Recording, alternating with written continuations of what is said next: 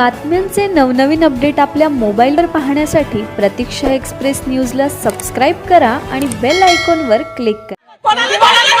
ज्या पक्षासाठी जीव ओतणाऱ्या त्या कार्यकर्त्यांचा आज राडा। उमेदवारी अर्जाच्या शेवटच्या दिवशी राज्यभर अभूतपूर्व नाराजी पाहायला मिळते। तिकीट वाटपात आयाराम व नातेवाईकांना संधी मिळाल्याचा आरोप होत असताना अनेक निष्ठावंत कार्यकर्ते निराश होऊन असो घरी परत घेऊन गेले।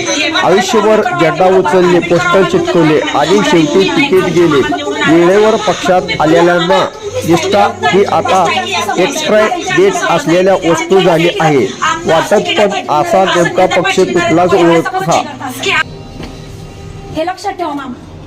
जसं सगळे आमदार बोलतात तुम्ही बोलायचं ना, कोणी बी येईन प्रवेश करीन त्यांना तिकीट, असं थोडी चालतं। मग 5 वर्ष आधी यायचं होतं त्यांनी आणि हे करायचं होतं बीजेपीचा प्रचार। एकटीने कमळ आणलाय पक्ष प्रभाग एकला, कमळ कुठे विसरले होते लोक, एकटीने आणलाय। मी एकटी आहे, सांगा तुम्ही, नंतर मी येईल पाया जोडल्या एवढे प्रभागात कोण येत होतं मला त्याचं उत्तर दे तुम्ही। हे मांडा ना की प्रभाग 1 मध्ये हे पळाल्यावर संगीता पाटीलला कमळ आणला तिथे प्रभाग 1ला आणि तिला तिकीट नाही, तर विषय काय मामा?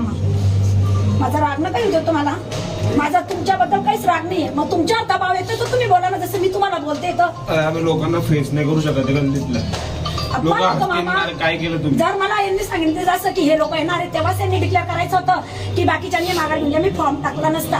मी तुम्हाला काय सांगितलं, तुम्ही म्हणजे टाकून ठेवा। मी काय बोलली, टाकणार नाही। मी इज्जतदार बाई आहे, कारण आपल्याला पळापळी पडत नाही। मी कोणत्याच पक्षात जाणार नाही, आम्ही प्रचार कोणाचाच करणार नाही। त्यांचा प्रचार करायचा, आम्ही कामं करायचे। मग आम्ही कुठे जायचं? पगार मी माझ्या नवऱ्याचा खाईन, दुसऱ्याला भाकरी खाऊ घालीन का? माझ्या नवऱ्यालाच खाऊ घालीन ना। तसं पक्षाचं काम करते तर पक्षाने मला त्याला दुसऱ्याचा झेंडा धरायला का पक्षाने मला, हे मला उत्तर पाहिजे। मी आतापर्यंत बोलत नाही, कोणी माझं नाव सांगितलं असेल किती बाई अशी तसं आहे, पण मी एक वचनी बाई, मी काम करणारी बाई, मी सगळ्यांची हसते आणि जास्त बोलते, म्हणूनच माझा प्रचार आहे। जेव्हा यांना प्रवेश झाला तर मला 100 ते 150 लोक घरी भेटायला आले। ताई तुमचं काय? मी काय सांगलं, माझा मामा, त्याच्यावर विश्वास। खोटं नाही मामाई, कोणीच नव्हतं ताई 8 वर्षापूर्वी। आणि पहिले मी निवडणुकीला तुम्ही विचारा कोणी मदत केलेली, 4 नगरसेवक आणायला मी त्यांच्या घरी जाऊन बोलून आले, ते हे तुम्ही घाणपणा केला म्हटलं नाही। आम्ही ना आता ऐकलं ना, तिला घरी गाडी कशाला? किती वर्ष झाली, किती वर्ष झाली हीच बाई, तिला एकीलाच शीट देतात। हे गुन्हा आहे ना, साहेबांनी कसा दिला तिला?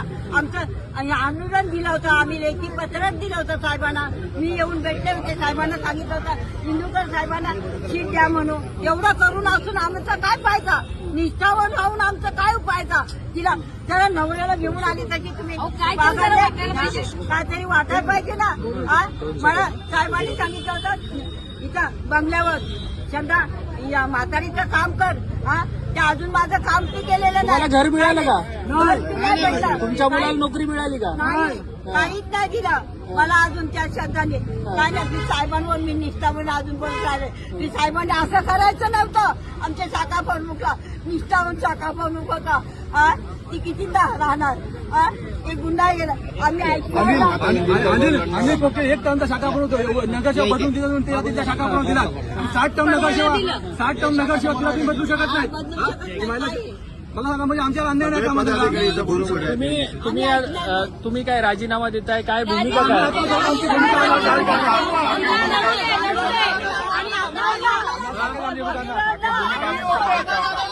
किती वर्ष पण आम्ही आता काय करायचं?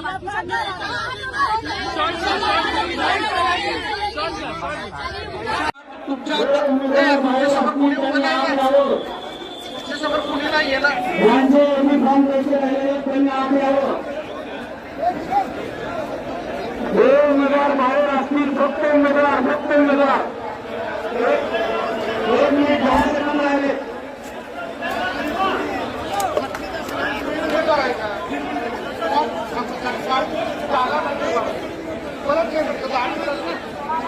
तीन वाजता जे उमेदवार मध्ये असतील त्यांचे सर्वांचे फॉर्म स्वीकारले जाणार आहेत।